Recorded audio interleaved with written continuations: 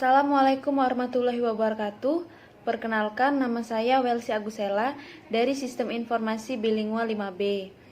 Nah, di sini saya akan menjelaskan seluruh rangkuman materi dari pelajaran manajemen proyek sistem informasi untuk melengkapi nilai UAS saya.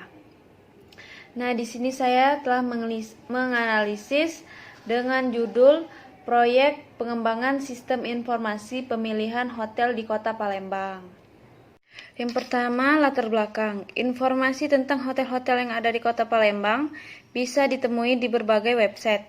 Misalnya pada website www.booking.com, www.hotelpalembang.com, dan website resmi Dinas Kebudayaan dan Dinas Pariwisata Kota Palembang. Namun, pada berbagai website tersebut, tidak semua informasi mengenai hotel-hotel di Kota Palembang terdata secara lengkap dan up-to-date. Nah, hal ini tentu saja bukan merupakan kesalahan dari adminnya yang mengurus website tersebut, melainkan dikarenakan kurangnya lengkap data-data hotel yang ada, sehingga selain mengalami kesulitan dalam memperoleh informasi mengenai hotel-hotel yang ada di Kota Palembang, calon pengunjung juga akan mengalami kesulitan dalam memilih hotel yang sesuai dengan kriteria. Nah, data-data mengenai hotel yang ada di Kota Palembang tersebut tidak perlu dilengkapi. Salah satunya dengan memberikan fasilitas akun login tersendiri di website resmi Dinas Kebudayaan dan Pariwisata Kota Palembang kepada setiap hotel yang telah terdaftar di Dinas Kebudayaan dan Pariwisata Kota Palembang, sehingga setiap hotel dapat melakukan input dan update kelengkapan data-data hotel mereka sendiri ke dalam sebuah form yang telah disediakan. Selain data-data hotel akan menjadi lebih lengkap, data-data tersebut juga akan menjadi tersimpan ke dalam database dengan rapi dan teratur. Nah, kemudian Manfaatnya yang pertama itu memberikan kemudahan bagi para calon pengunjung untuk memperoleh informasi spesifikasi hotel-hotel yang ada di Kota Palembang. Kedua, memberi kemudahan bagi para calon pengunjung hotel Kota Palembang dalam pemilihan hotel yang sesuai dengan keinginan. Yang ketiga, memberikan kemudahan bagi Dinas Kebudayaan dan Pariwisata Kota Palembang untuk mengetahui informasi terbaru mengenai spesifikasi hotel-hotel yang ada di Kota Palembang. Yang keempat, memberikan kemudahan bagi hotel-hotel yang ada di Kota Palembang untuk berbagi informasi terbaru mengenai spesifikasi hotel mereka. Tujuan dari proyek ini tujuannya dari pembuatan proyek tersebut diharapkan dapat membantu kemudahan para calon pengunjung dalam melakukan proses pemilihan hotel dengan cepat dan tepat, serta mampu memberikan rekomendasi hotel kepada para pengunjung hotel. Nah, dengan adanya sistem ini, diharapkan hotel yang terpilih benar-benar sesuai dengan keinginan para pengunjung hotel dan memberikan kemudahan bagi para pengunjung hotel untuk berbagi informasi mengenai spesifikasi hotel mereka. Nah, di sini saya akan menjelaskan penjadwalan. Yang pertama, melakukan wawancara, menyusun daftar pertanyaan 1 hari, membuat janji untuk melakukan wawancara 1 hari, mendapatkan konfirmasi persetujuan wawancara 1 hari, menyiapkan lokasi wawancara 1 hari, melakukan wawancara dengan pimpinan 1 hari, membuat dokumentasi hasil wawancara 3 hari. Kemudian melakukan observasi lingkungan kerja, melakukan observasi 1 hari, mendapatkan persetujuan untuk melakukan observasi 1 hari, melaksanakan observasi 1 hari, mengumpulkan dokumentasi hasil observasi 3 hari, mengidentifikasi proses arsip data 3 hari, mendiskusikan rencana sistem baru 3 hari, mengumpulkan dokumentasi hasil rapat 1 hari. Kemudian analisis kebutuhan sistem, menentukan kebutuhan fungsional 1 hari, menentukan kebutuhan non-fungsional 1 hari, membuat dokumentasi hasil kebutuhan fungsional dan non-fungsional 3 hari. Dan kemudian mengidentifikasi peluang bisnis sistem 5 hari, membuat rumusan peluang bisnis 3 hari, membuat dokumentasi hasil peluang bisnis 3 hari, mengidentifikasi permasalahan pada sistem arsip 3 hari, membuat rumusan masalah 3 hari, membuat dokumentasi hasil analisis 3 hari, mengidentifikasi ruang lingkup 3 hari, memecahkan ruang lingkup proyek 2 hari, merumuskan ruang lingkup proyek 3 hari, membuat dokumentasi lingkup proyek 3 hari.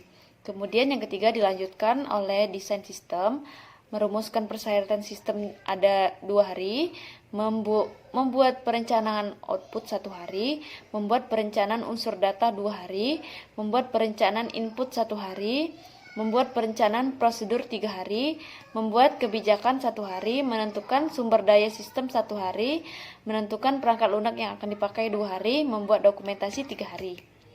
Kemudian keempat, dilanjutkan dengan penulisan kode program, menerjemahkan rancangan output dan input 2 hari, menerjemahkan rancangan data 3 hari, menerjemahkan rancangan prosedur 3 hari, mengimplementasikan rancangan 3 hari, melakukan pengujian program 1 hari, melakukan perbaikan program 2 hari, membuat dan mengumpulkan dokumentasi dilakukan selama 3 hari. Dan yang kelima ada pengujian program, menyiapkan dan menyusun kerangka rencana 1 hari, menyiapkan komponen alat yang akan diuji 1 hari, membuat catatan berisi daftar komponen 1 hari, membuat laporan dokumentasi selama 3 hari. Dan yang keenam, penerapan program, memberikan pelatihan 3 hari, membuat dokumentasi 3 hari, melakukan setting hardware 2 hari, sedangkan melakukan setting softwarenya 1 hari. Melakukan instalasi program 1 hari, melakukan audit pada sistem baru 1 hari, melakukan pemantauan dan pemeriksaan rutin 5 hari, melakukan perbaikan jika terdapat kesalahan 3 hari, dan yang terakhir melakukan modifikasi terhadap sistem dilakukan selama 1 hari. Nah, yang pertama itu ada melakukan wawancara, melakukan observasi lingkungan kerja, melakukan diskusi rapat, menyusun daftar pertanyaan dilakukan oleh interviewer, membuat janji untuk melakukan wawancara dilakukan oleh staf administrator, mendapatkan konfirmasi persetujuan melakukan wawancara dilakukan oleh staf administrator, menyiapkan lokasi wawancara dilakukan oleh interviewer, melakukan wawancara dengan pimpinan dan seluruh staf dilakukan oleh interviewer, membuat dokumentasi hasil wawancara dilakukan oleh staf administrator. Lalu melakukan dokumentasi terkait hasil observasi dilakukan oleh staf administrator, meminta persetujuan untuk melakukan observasi dilakukan oleh staf administrator, melakukan observasi terhadap sistem dan lingkungan kerja dilakukan oleh sistem analis dan project manager, lalu mengumpulkan dokumentasi hasil observasi dilakukan oleh staf administrator.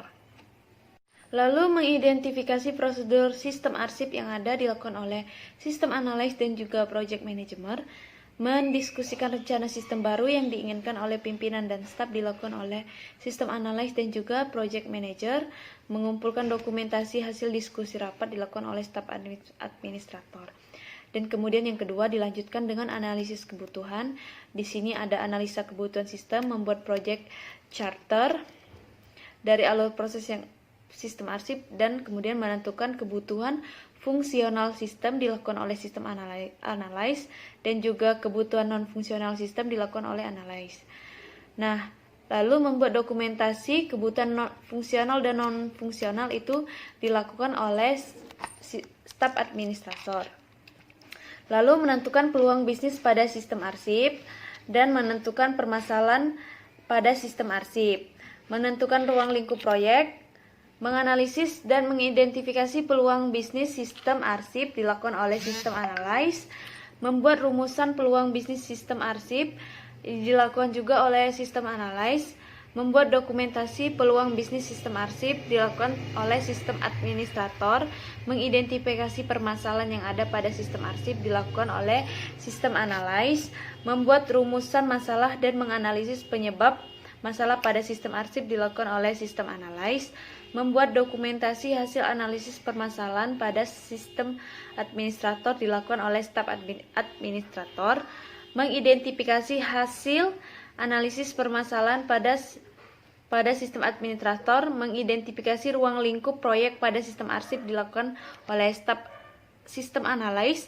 memecahkan ruang lingkup proyek menjadi beberapa ruang lingkup proyek sesuai dengan permasalahan pada sistem arsip dilakukan oleh sistem analis, merumuskan ruang lingkup pada proyek sistem arsip dilakukan oleh sistem analis, dan yang terakhir membuat dokumentasi dari ruang lingkup proyek pada sistem arsip dilakukan oleh staf administrator. Lanjutkan nomor 3 itu ada desain, membuat desain pendahuluan, merumuskan persyaratan sistem, membuat perencanaan output dilakukan oleh sistem analis, membuat perencanaan unsur data atau struktur data dilakukan oleh sistem analis, membuat perencanaan input, sistem analis, membuat prosedur atau proses pengelolaan arsip oleh sistem analis, membuat kebijakan manajemen dengan pihak instansi oleh project manager dan juga sistem analis, menentukan sumber daya sistem dilakukan oleh sistem analis, menentukan perangkat lunak yang akan dipakai sistem analis, dan yang terakhir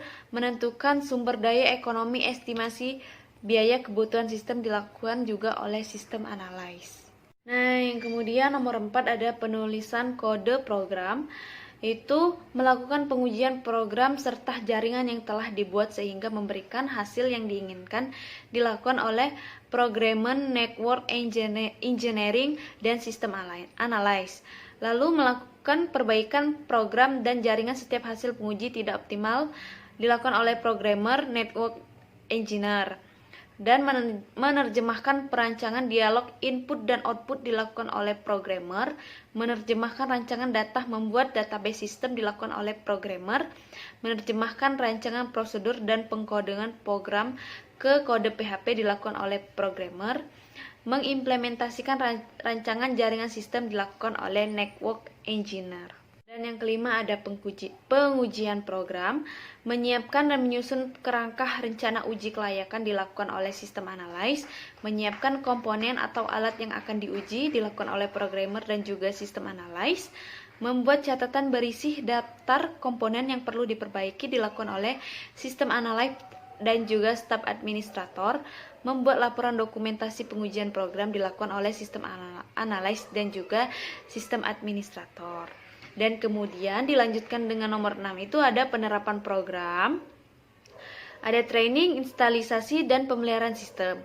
Memberikan pelatihan kepada user atau SDM dilakukan oleh sistem program, membuat dokumentasi pelatihan, staf administrator, melakukan setting infrastruktur, hardware, network engineer, melakukan setting software pendukung itu dilakukan oleh programmer, melakukan instalisasi program ke komputer user dilakukan oleh programmer, membuat dokumentasi dilakukan oleh staf administrator, melakukan audit baru pada sistem baru yang telah diimplementasikan dilakukan oleh sistem analis, melakukan pemantauan dan pemeriksaan rutin sehingga sistem beroperasi dengan baik dilakukan oleh sistem programmer, melakukan perbaikan jika dalam operasi terjadi kesalahan dalam program dilakukan oleh sistem analis, network engineer, dan yang terakhir melakukan modifikasi terhadap sistem apabila terdapat potensi untuk ditinggalkan setelah sistem dipakai selama kurun waktu tertentu dilakukan oleh sistem analis, programmer, dan juga network engineer. Nah, itulah penjelasan saya mengenai STM. Nah, kemudian yang terakhir saya akan menjelaskan perhitungan analisis biaya manfaatnya. Nah, di sini ada rincian biaya hardware di tahun ke-0 itu 15 juta, software 2 juta, brandware 2 juta, jadi total keseluruhan total biayanya 19 juta. Sedangkan biaya operasi pemeliharaan di tahun pertama itu 1 juta, di tahun kedua 1.500.000 dan tahun ketiga 2 juta. Nah, rincian manfaatnya, pengurangan biaya operasional 300.000, peningkatan penjualan 300.000, peningkatan efisiensi 400.000, pengurangan biaya persediaan 100.000, total di tahun pertama, total wujud 1.100.000. Sedangkan di tahun kedua 2.200.000 dan tahun ketiga 2.100.000. Nah, kemudian manfaat tak wujud, peningkatan nama baik kepada pelanggan. Tahun pertama 900, kedua 1.900.000, ketiga 2.900.000. Peningkatan moral karyawan, tahun pertama 900.000, tahun kedua 1.400.000, tahun ketiga 1.900.000. Peningkatan kepuasan kerja karyawan, tahun pertama 300, tahun kedua 1.300.000, tahun ketiga 2.300.000. Peningkatan pelayanan pada pelanggan, tahun pertama 1.200.000, tahun kedua 2.200.000, tahun ketiga 3.200.000. Nah, peningkatan pengambilan keputusan tahun pertama 2 juta, tahun kedua 1.200.000, tahun ketiga 2.200.000. Jadi, total tak wujud tahun pertama 3.500.000, tahun kedua 8 juta, dan tahun ketiga 12.500.000. Nah, sedangkan total manfaatnya, jadi yang didapat 4.600.000 di tahun pertama, di tahun kedua 10.200.000, tahun ketiga 14.600.000. Kemudian proses atau selisih dari total manfaat dan juga total biayanya, jadi 3.600.000 di tahun pertama, 8.700.000 di tahun kedua, dan tahun ketiga 16.600.000. Nah, di sini ada analisis payback periode. Total biaya pengadaan sistem pada tahun 0 itu 19 juta dikurang proses pada tahun 1 3.500.000, jadi totalnya 15.500.000. Kemudian dikurang lagi oleh proses pada tahun kedua 8.700.000, jadi totalnya 6.800.000. Sisa 6.800.000 dikali 1 tahun dibagi 15.500.000, jadi total yang didapat 0,44 tahun, sehingga payback periode sudah dapat dicapai pada tahun kedua. Adapun detailnya 2,44 tahun, karena 2 tahun ditambah 0,44 tahun. Nah, dari fakta tadi dapat disimpulkan bahwa yang ditanamkan pada rancangan sistem ini akan mencapai titik impas pada waktu 2,44 tahun, yang berarti bahwa pada tahun ketiga perusahaan mulai dapat mengambil keuntungan dari sistem tersebut. Kemudian ada analisis return on invest atau ROI. Dengan metode ini, maka presentasi manfaat yang dihasilkan oleh sistem tersebut dapat dibandingkan dengan biaya yang dikeluarkan untuk mengadakan sistem tersebut. Nah, adapun perhitungannya, biaya tahun ke-0 19 juta, biaya tahun pertama 1 juta, biaya tahun kedua 1.500.000, dan tahun ketiga 2 juta. Nah, ditotalkan jadi 23.500.000. Sedangkan total keuntungan yang didapat, total manfaat yang pertama 4.600.000, total manfaat kedua 10.200.000, total manfaat ketiga 14.600.000. Nah, untuk mencari ROI, total manfaat dikurang total biaya dibagi total biaya dikali 100%. Maka hasil yang didapat 25,11%. Artinya bahwa sistem ini akan memberikan keuntungan pada tahun ketiga sebesar 25,11% dari biaya pengembangan, sehingga sistem ini layak digunakan bagi perusahaan. Nah, kemudian perhitungan analisa net present value atau NPV. Nah, untuk mencari NPV, min nilai proyek ditambah proses 1 per 1 plus 1% ditambah proses 2 sampai ke seterusnya. Apabila diaplikasikan pada penerapan sistem yang baru, maka perhitungan nilainya dengan tingkat bunga diskonto 15% per tahunnya. Nah, hasil yang didapat NPV sama dengan 3,357,705,69. Nah, dari hasil perhitungan di atas dapat disimpulkan bahwa jumlah keuntungan yang diterima sekarang oleh perusahaan pada tahun ketiga apabila sistem ini diterapkan 3.357.705,69, atau NPV lebih besar dari 0, maka proyek tersebut layak dilaksanakan. Nah, kemudian metode tingkat pengembalian internal atau IRR. Metode ini mencari tingkat bunga yang menjadikan jumlah sekarang dari tiap-tiap proses yang dilaksanakan diskonto dengan tingkat bunga tersebut sama besarnya dengan nilai sekarang dari nilai proyek. Nah, I 15%, maka NPV-nya 3.357.755,69, nilai NPV-nya positif.